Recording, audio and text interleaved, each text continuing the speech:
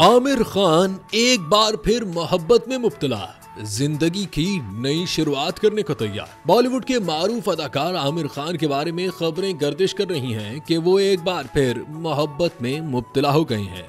Reports में दावा किया गया कि आमिर खान एक खातून के साथ जिंदगी की नई शुरुआत करने वाले हैं और उनकी करीबी साथी का ताल्लुक बेंगलुरु से है। भारतीय मीडिया के मुताबिक 59 साल अदाकार ने अपनी इस नई साथी को अपने खानदान से भी मुतारिफ करवा दिया है, जो इस बात का इशारा है कि वो अपनी जिंदगी के एक नए बाब का आगाज करने जा रहे हैं।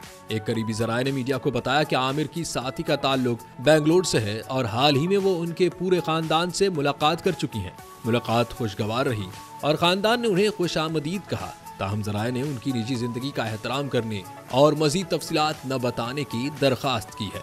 आमिर खान की पहली शादी रीना दत्ता से 1986 में हुई थी, लेकिन दोनों 2002 में अलहदा हो गए थे। बाद 2005 में आमिर खान ने फिल्म साज किरण राव से शादी की, लेकिन 2021 में तलाक हो गई और अब आमिर खान एक बार फिर मोहब्बत में मुब्तला हो गए और अपनी जिंदगी के नए बाब का आगाज करने वाले हैं।